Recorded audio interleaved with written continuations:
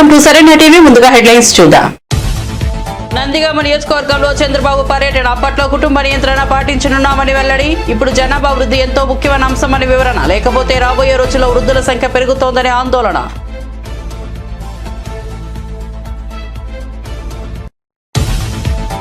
జగజ్జీవన్ రామ్ విగ్రహానికి ఉప ముఖ్యమంత్రి బట్టి విక్రమార్కతో కలిసి పూలమాలలు వేసి నివాళులు అర్పించిన రేవంత్ రెడ్డి. జగజ్జీవన్ జయంతిని స్మరిస్తూ జరుపుకునే సమానత్వ దినోత్సవం సందర్భంగా సామాజిక సారికత కోసం ప్రతి ఒక్కరూ పునరంకితం కావాలని ముఖ్యమంత్రి పిలుపు. కేంద్ర ప్రభుత్వం డబ్బులు ఇస్తుంటే మోదీ ఫ్లెక్సీలను వారు చించేస్తున్నారన్న బండి సంజయ్. బియ్యానికి మోదీ ప్రభుత్వం డబ్బులు ఇస్తోందన్న బండి సంజయ్. కాంగ్రెస్ ప్రభుత్వం ఏం చెప్పినా అవే మోదీ బియ్యమేనని వ్యాఖ్య. రేవంత్ రెడ్డి ఫోటో పెట్టుకుంటే అభ్యంతరం లేదన్న బండి సంజయ్. పిఠాపురం నియోజకవర్గంలో రెండో రోజు నాగబాబు పర్యటన. టీడీపీ జనసేన శ్రేణుల మధ్య తోపులట. పిఠాపురం నియోజకవర్గంలో నాగబాబు పర్యటన. నాగబాబు పర్యటన సందర్భంగా టీడీపీ జనసేన పోటాపోటీ నినాదాలు.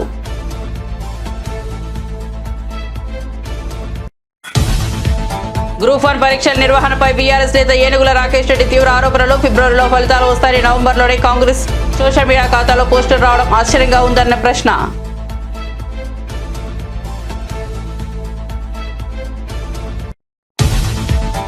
మదనపల్లి మీనాక్షి చికిత్స పొందుతున్న టీడీపీ నేత వేల్పుల వెంకటేష్ను పరామర్శించిన రాష్ట్ర ప్రధాన కార్యదర్శి చింతకాయల విజయ్. వెంకటేష్ కుటుంబాన్ని ఓదార్చిన విజయ్. వైద్య ఖర్చుల కోసం ₹1,00,000 ఆర్థిక సహాయం.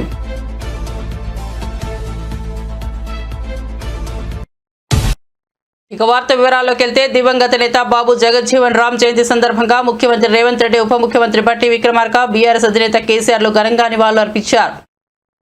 ఆయన దేశానికి చేసిన సేవలను స్మరించుకున్నారు. హైదరాబాద్లోని బషీర్బాగ్లో ఉన్న జగజ్జీవన్ రామ్ విగ్రహానికి ఉప ముఖ్యమంత్రి బట్టి విక్రమార్కతో కలిసి రేవంత్ పూలమాలలు వేసి నివాళులు అర్పించారు. ఈ సందర్భంగా రేవంత్ మాట్లాడుతూ, జగజ్జీవన్ జయంతిని స్మరిస్తూ జరుపుకునే సమానత్వ దినోత్సవం సందర్భంగా సామాజిక సాధికారత కోసం ప్రతి ఒక్కరూ పునరంకితం కావాలని ముఖ్యమంత్రి పిలుపునిచ్చారు. మాజీ ఉప ప్రధాని దివంగత బాబు జగజ్జీవన్ రామ్ జయంతి వేడుకలు బీఆర్ఎస్ పార్టీ కేంద్ర కార్యాలయం తెలంగాణ భవన్లో ఘనంగా నిర్వహించారు.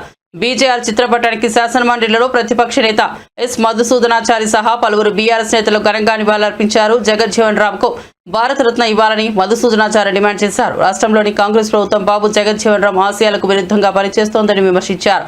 ఈ కార్యక్రమంలో ఎర్రోల శ్రీనివాస్, కెల్లు శ్రీనివాస్ యాదవ్, పార్టీ నాయకులు పెద్ద సంఖ్యలో పాల్గొన్నారు.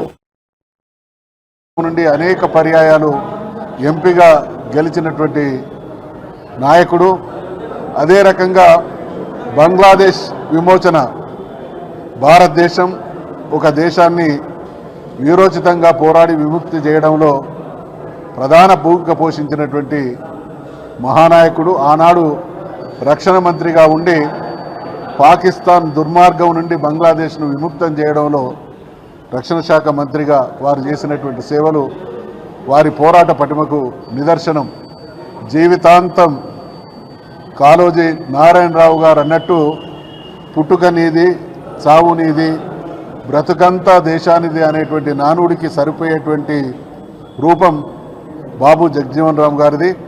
ఇవాళ ఈ దేశంలో ఉన్నటువంటి అణగారిన వర్గాల వారు సగౌరవంగా ఆత్మగౌరవంతో బ్రతుకుతున్నారు అనడానికి కారకుడైనటువంటి మహానుభావులలో బాబు జగజ్జీవన్ రామ్ గారు కూడా ఒకరు. కాబట్టి మేము డిమాండ్ చేస్తూ ఉన్నాం, తప్పకుండా బాబు జగజ్జీవన్ రామ్ గారికి భారతరత్న, ఖచ్చితంగా భారతరత్న పొందడానికి అన్ని అర్హతలు ఉన్నటువంటి మహానుభావుడు బాబు జగజ్జీవన్ రామ్ గారు. కాబట్టి దేశం ఈరోజు వారిని స్మరించుకుంటున్నటువంటి సందర్భంగా భారత ప్రభుత్వం వారికి ఆ గౌరవాన్ని ఇవ్వాల్సినటువంటి బాధ్యత భారత ప్రభుత్వం మీద ఉంది అనేటువంటి విషయాన్ని తెలియజేస్తూ మరొక్కసారి వారికి.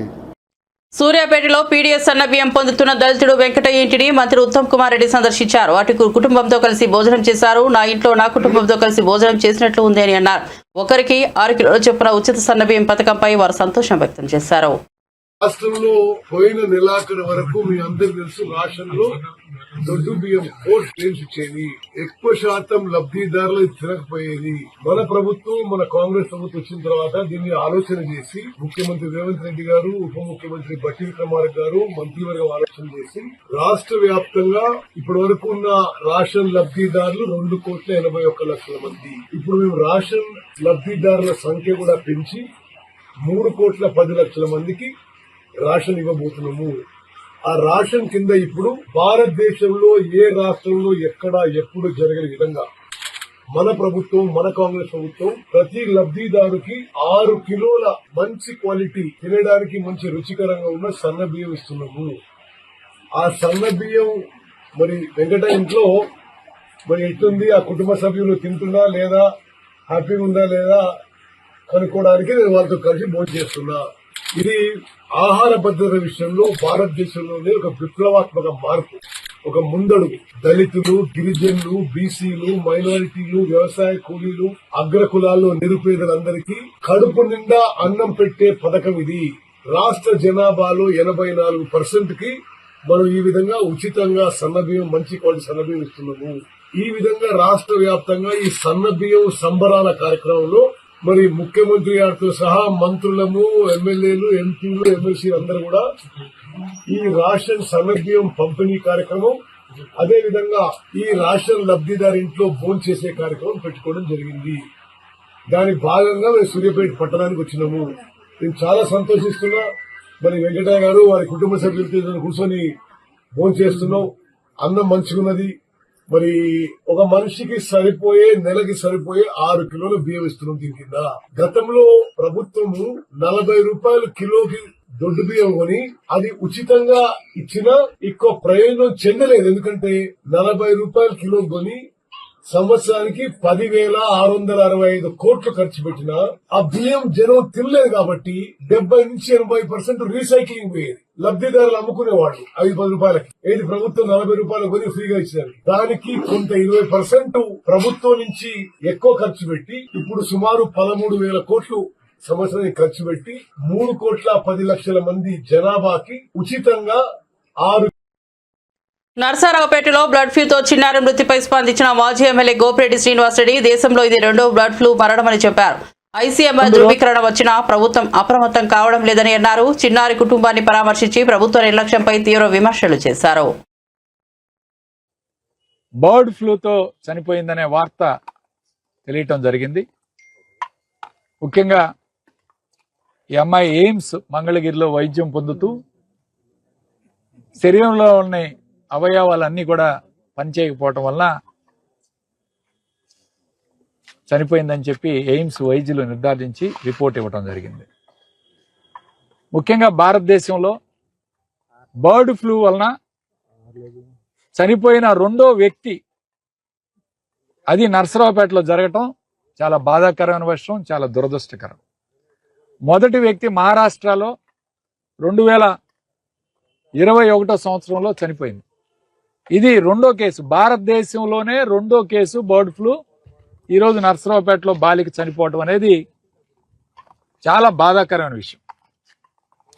ఇవాళ నిర్ధారించిన వైద్యులు ఎవరంటే ఎయిమ్స్ నుంచి ప్రతిష్టాత్మక, భారతదేశంలోనే ప్రతిష్టాత్మకమైన వైద్య సంస్థ హాస్పిటల్ ఎయిమ్స్ డాక్టర్స్ మంగళగిరి నుంచి, అట్లానే వీళ్ళు పంపించిన ల్యాబ్ ఐసీఎంఆర్ ల్యాబ్స్ పూణే, భారతదేశంలోనే మొట్టమొదటి అత్యంత ఈ యొక్క వైరాలజీ ల్యాబ్లో, వైరాలజీ విభాగంలో మొట్టమొదటి ల్యాబు. మనం ఏ టెస్ట్లైనా గతంలో అక్కడికే పంపించేవాళ్ళం. సో ఇలాంటి ల్యాబ్లో నిర్ధారించింది. సో ఇది సామాన్యమైన విషయం కాదు, చిన్న విషయం కాదు. మొట్టమొదటిది అసలు హాస్యాస్పదం ఏంటంటే ఇది బర్డ్ ఫ్లూ వలన కాదని ఇప్పుడే స్థానిక ఎమ్మెల్యే ప్రకటించడం అనేది చాలా హాస్యాస్పదమైన విషయం. అంటే అసలు ఎయిమ్స్ డాక్టర్స్ ఎంత వక్ఫ్ బిల్లుపై వైఎస్ఆర్ కాంగ్రెస్ పార్టీ స్పష్టతమైన వైఖరి తీసుకుంది. బీజేపీ తీసుకొచ్చిన వక్ఫ్ బిల్లుకు వ్యతిరేకంగా పార్టీ విప్ జారీ చేసి ఎంపీలతో ఓటు వేయించింది. ఈ విషయాన్ని గుంటూరు వైఎస్ఆర్సీపీ అధ్యక్షుడు అంబటి రాంబాబు వెల్లడించారు. ఆయన మాట్లాడుతూ మైనార్టీల హక్కుల పరిరక్షణకు వైఎస్ జగన్, వైఎస్ఆర్సీపీ మాత్రమే గలం విప్పుతోందన్నారు. ఇక చంద్రబాబు మాత్రం వక్ఫ్ బిల్లుకు అనుకూలంగా ఓటు వేసి ఇప్పుడు వైఎస్ఆర్సీపీపై ఫేక్ ప్రచారాలు చేస్తున్నారంటూ విమర్శించారు. చంద్రబాబు వల్ల ప్రత్యేక హోదా పోయిందని, పోలవరం అభివృద్ధి కూడా ప్రభావితమైందని అన్నారు. మాట్లాడాల్సిన అవసరం ఉంది, కోర్టులో ఉన్నాయి కదా, తేల్చుకోవచ్చు కదా. ఎక్కడ మాట్లాడారంటే చంద్రబాబు నాయుడు గారు మాట్లాడుతున్నారా మైనారిటీస్ కోసం మాట్లాడుతున్నది వైఎస్ జగన్మోహన్ రెడ్డి గారు, వైఎస్ఆర్ కాంగ్రెస్ పార్టీ తప్ప మరొకరు లేరనేది కూడా ఈ సందర్భంగా నేను చెప్పదలుచుకున్నా. కాంగ్రెస్ పార్టీ మాట్లాడుతుంటే కాంగ్రెస్ పార్టీ ఎందుకు మాట్లాడుతుంది, జగన్మోహన్ రెడ్డి గారిని ఎట్లా ఇబ్బంది పెట్టాలి, ఇదేగా షర్మిలమ్మ గారి యొక్క స్ట్రాటజీ జగన్మోహన్ రెడ్డి గారిని ఎలా ఇబ్బంది పెట్టాలి అనేది. ఇవాళ పోలవరం గురించి నాకన్నా ముందే మాట్లాడొచ్చు, నాకన్నా ముందు మాట్లాడితే నాకు ఎక్కువ మార్కులు చేస్తారని నాకు అర్థం కాలా. ఉన్న విషయం చెప్తున్నా కదా నేను. ఇవాళ నేను చెప్తా, ఇవాళ కాదు నేను చెప్పింది, ఇదే ఇలాంటి ప్రెస్ మీట్లో అనేక సందర్భాల్లో చెప్పా. 41.15K చంద్రబాబు నాయుడు గారు అంగీకరించేశారు. శ్రీమద్ రమారమణ గోవిందో శటకోపం పెట్టేశాడు.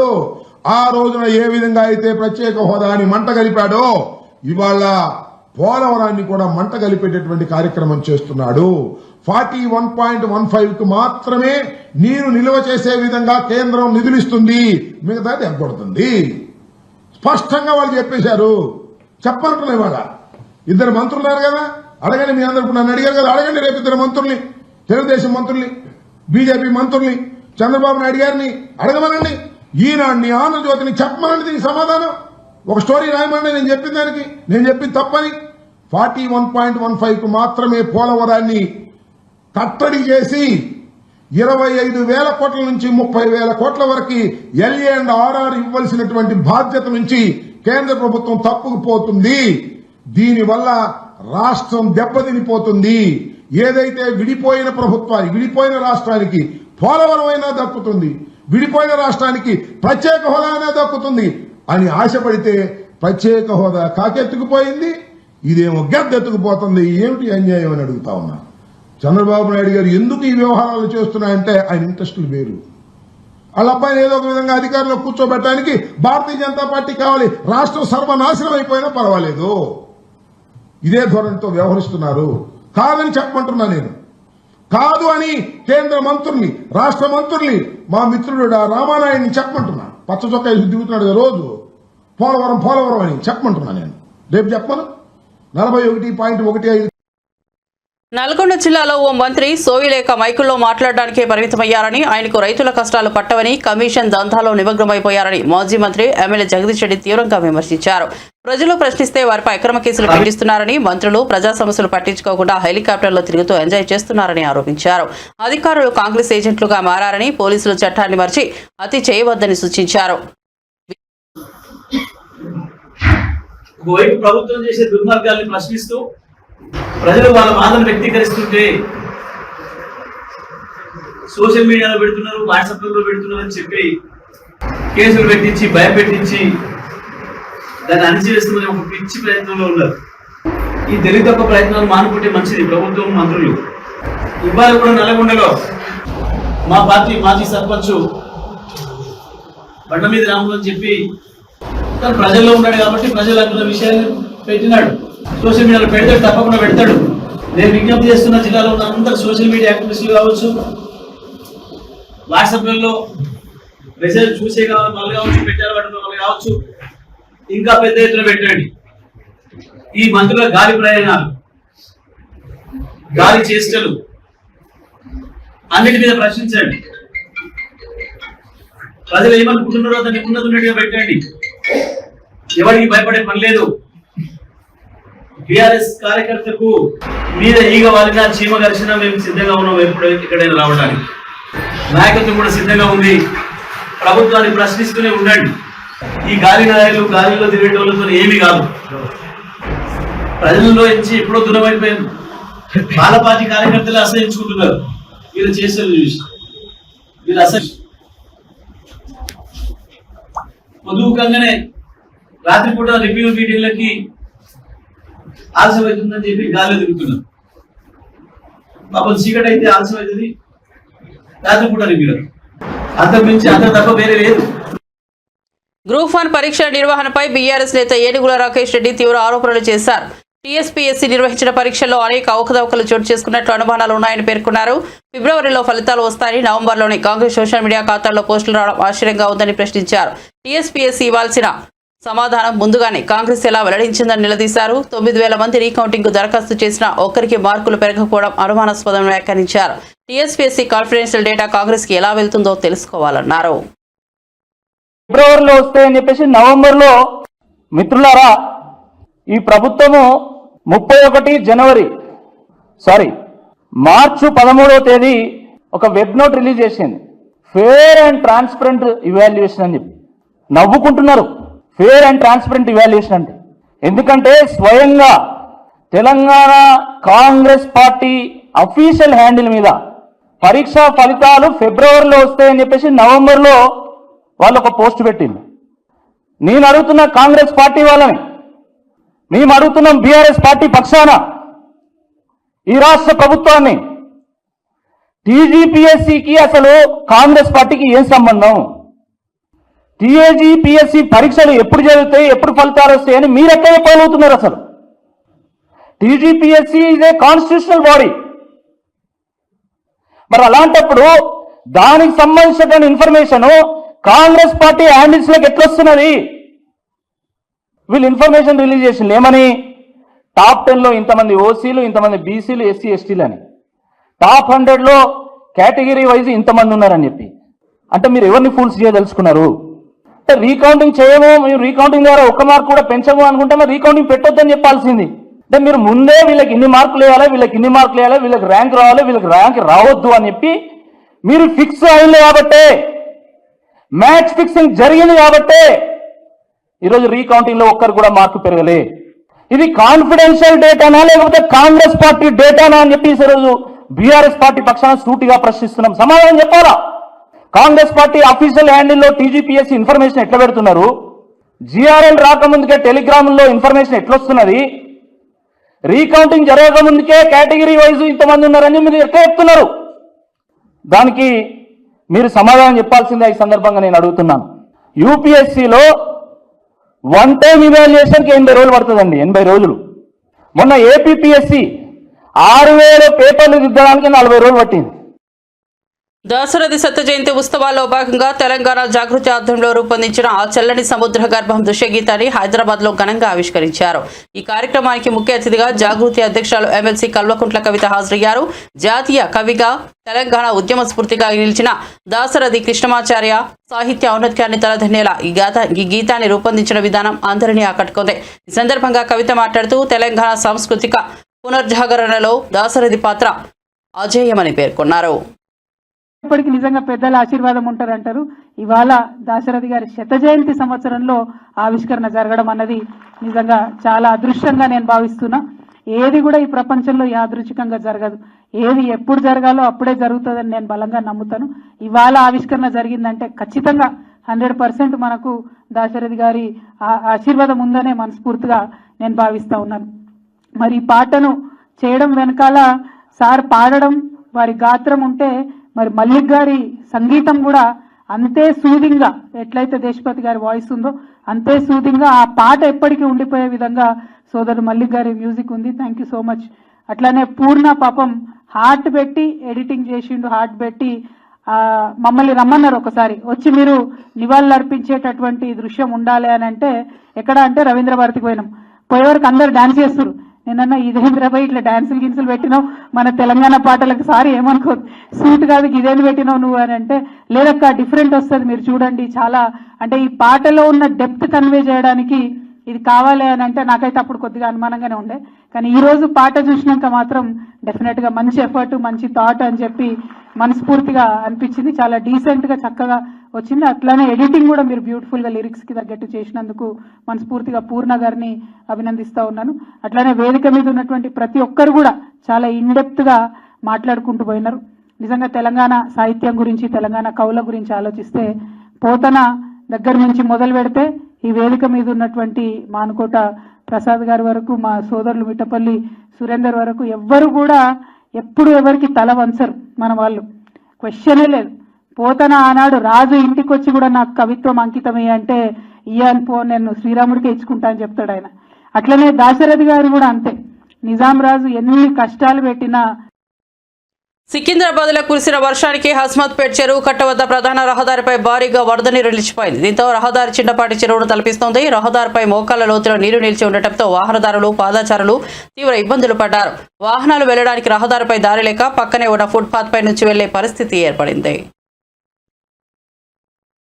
శ్రీరామనవమి వేడుకలకు ఉత్తరప్రదేశ్లోని అయోధ్య నగరం సర్వాంగ సుందరంగా ముస్తాబైంది. ఆధ్యాత్మిక శోభ ఉట్టిపడేలా భారీ సెట్టింగులు, రంగురంగుల విద్యుత్ దీపాలు, పూలతో ఆలయ ద్వారాలను అలంకరించారు. అయోధ్యలో ఎటు చూసినా రామనామ సంకీర్తనలతో ఆధ్యాత్మిక వాతావరణం నెలకొంది. ఈ సందర్భంగా భక్తులు అధిక సంఖ్యలో ఆలయానికి తరలి వస్తున్నారు. తిరుమల శ్రీవారిని ప్రముఖ సినీ దర్శకుడు నాగశ్విన్ దర్శించుకున్నారు. వేకువజామున ఆయన కుటుంబ సభ్యులతో కలిసి శ్రీవారి సుప్రభాత సేవలో పాల్గొన్నారు. టీటీడీ అధికారులు ఆయనకు స్వాగతం పలికి దర్శన ఏర్పాట్లు చేశారు. దర్శనం అనంతరం నాగశ్విన్ కు ఆలయ అధికారులు స్వామివారి తీర్థ ప్రసాదాలను అందజేశారు. దర్శకుడు రాజమౌళి చేసిన ఒక ట్వీట్తో తన జీవితానికి బంగారు బాటలు పడ్డాయని నటుడు సంపూర్ణేష్ బాబు గుర్తు చేసుకున్నారు. తన తొలి చిత్రం హృదయకాలయం విడుదలై 11 ఏళ్లు పూర్తయిన సందర్భంగా తనను ఆదరిస్తున్న ప్రేక్షకులకు అవకాశాలు ఇచ్చి ప్రోత్సహించిన దర్శక నిర్మాతలకు కృతజ్ఞతలు తెలిపారు. ప్రేక్షకులను అలరించేందుకు మరిన్ని మంచి చిత్రాలతో సిద్ధమవుతున్నట్లు ఆయన తెలిపారు. అలాంటిది ఎక్కడో చిన్న పల్లెటూరు ఒక మధ్యతరగతి కుటుంబంలో పుట్టి బంగారు ఆభరణాలు తయారు చేసుకునే నన్ను సినిమాల మీద ఎంతో మక్కువ ఉన్నటువంటి లక్షలాది మందిలో నేను ఒకరిని. అలాంటిది ఒక సినిమా హృదయకాలయం అనే ఒక సినిమా తీసి ఆ సినిమా ద్వారా ఒక స్టార్డమ్ ఇచ్చి నా పేరు మీద సంపూర్ణేష్ బాబు అనే పేరు మీద ఒక సాంగ్ రాయించి ఇలాంటి ఛాంబర్లో ఎప్పుడో కానీ ఏదన్నా అకేషన్ ఉంటే కానీ రాలేనటువంటి ఎంతో మందిలో నేను ఒక్కడిగా ఇవాళ ఈ ఛాంబర్లో ఈ ప్రెస్ మీట్ పెట్టేంత స్థాయికి తీసుకొచ్చింది నేను దైవంగా భావించే ఒక అన్నగా భావించే రాజేష్ అన్న. నా పేరు మార్చి అప్పటి నుంచి నా జీవితంలో చాలా మార్పులు. ఆటోలలో తిరిగే నన్ను ఫ్లైట్లలో దింపే రేంజ్కి తెచ్చిండు. నేను వాడుతున్నటువంటి కారు కూడా నిజంగా నేను ఎప్పుడైనా కొననా అనుకున్నది ప్రతిదీ 11 సంవత్సరాల కింద స్టార్ట్ అయినటువంటి జర్నీ ఇప్పటి వరకు నా జర్నీలో అన్ని అద్భుతాలే. వెనక్కి తిరిగి చూసుకుంటే నరసింహచారికి సంపూర్ణేష్ బాబుకు తేడా ఏంటంటే నక్కకు నాగలోకానికి ఉన్నంత తేడా అనుభవిస్తున్నా. ఇదంతా ఇచ్చినటువంటిది రాజేష్ అన్న. రాజేష్ అన్నకు నా లైఫ్ ఉన్నంత వరకు నేను రుణపడి ఉంటా. మా ప్రయత్నానికి సపోర్ట్ చేసినటువంటి మొదటి గురువు అంటే మొదటి సపోర్ట్ చేసి మా భుజం తట్టిన వ్యక్తి ఎవరు అని అంటే గురువు గారు రాజమౌళి గారు. సార్ మీకు శిరస్సు వంచి నమస్కరిస్తున్నాను సార్. ఒకరోజు మీరు ఒక ట్వీట్ వేసి నా జీవితాన్నే మార్చేశారు. ఈ 11 ఏళ్ళు సుదీర్ఘంగా హాయిగా ప్రశాంతంగా జరిగిపోయింది. అలాగే మా హృదయకాలం పనిచేసినటువంటి డైరెక్షన్ డిపార్ట్మెంట్ కానీ మహేష్ అన్న, చైతన్య అక్క, కత్తి గారు లేరు ఇప్పుడు మన మధ్యలో, అది బాధాకరం. చాలామంది ఆర్టిస్టులు, Joshua master, dance master, Hari master, వీళ్ళందరికీ నా తోటి నటించిన ఆర్టిస్టులందరికీ పేరు పేరున ధన్యవాదాలు. ఆ టైంలో సపోర్ట్ చేసినటువంటి ఇంకొంతమంది వాళ్ళందరికీ ప్రత్యేకంగా పేరు పేరున నా ధన్యవాదాలు. తమ్మారెడ్డి సార్, మారుతి సార్, సందీప్ కృష్ణన్న, ఇలా చాలామంది సపోర్ట్ చేశారు కాబట్టి నేను ఈరోజు ఇక్కడ కూర్చోగలుగుతున్నా. చాలా హ్యాపీ అండి. ఒక మట్టిలో మాణిక్యంలాగా నన్ను ఈ స్థాయిలో నిలబెట్టారు. ఈ ప్రెస్ మీట్కు మెయిన్ కారణం ఏంటంటే 11 వసంతాలు పూర్తి చేసుకున్నాం. ఓ 10-12 సినిమాలు హీరోగా చేసా, ఓ 10-15 సినిమాలు చిన్న క్యారెక్టర్లు చేసా చాలా సినిమాలలో. చాలా హ్యాపీ. 11 సంవత్సరాల శుభాకాంక్షలు నేను మీకు తెలియజేస్తున్నా. ఎప్పటికీ మీ ప్రేమ అనురాగాలు మా మీద ఇలాగ ఉండాలని చెప్పేసి మనస్ఫూర్తిగా కోరుకుంటూ సదా మీ ప్రేమకు బానిస మీ సంపూర్ణేష్ బాబు. సోదరా అనే ఒక సినిమా రిలీజ్కుంది. నేను సంజయ్ నటించినటువంటిది. మోహన్ డైరెక్టర్. అది సినీ నటి హన్సిక విజయవాడలో సందడి చేశారు. నగరంలోని ఎంజీ రోడ్లో నూతనంగా ఏర్పాటు చేసిన ఓ నగల దుకాణాన్ని ప్రారంభించారు. అనంతరం షోరూంలో పలు రకాల డిజైన్లను ఆవిష్కరించారు. ఈ సందర్భంగా నటిని చూసేందుకు అభిమానులు అధిక సంఖ్యలో తరలివచ్చారు.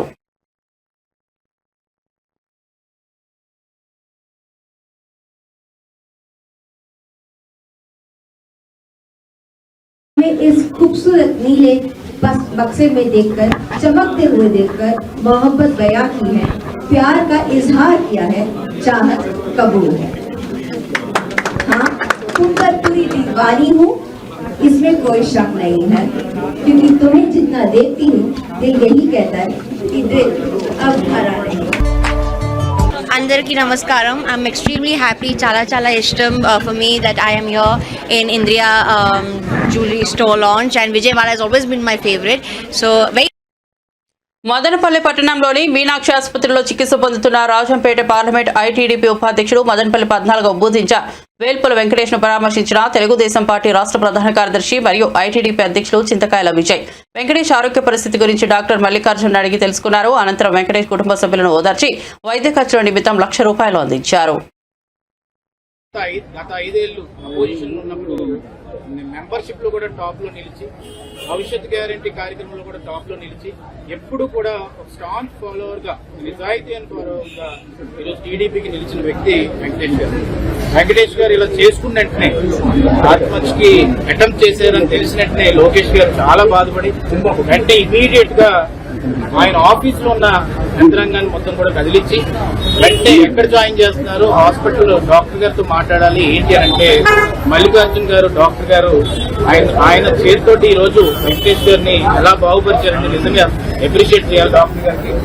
ఎందుకంటే మీనాక్షి హాస్పిటల్ ఈ రోజు మదనపల్లిలోని క్రిటికల్ కేర్ ఉండడం అనేది ఆశ్చర్యం కలుగుతున్నాను. ఈ రోజు అలాంటి వ్యక్తి వెంకటేష్ గారు ఆ మూమెంట్ లో వచ్చినా కూడా ఆయన బతికించి ఈ రోజు మళ్ళీ ఆ ప్రాణాన్ని తెలుగుదేశం పార్టీ కుటుంబాన్ని రక్షించినందుకు ఆయనకి కృతజ్ఞతలు తెలుపుకుంటాను.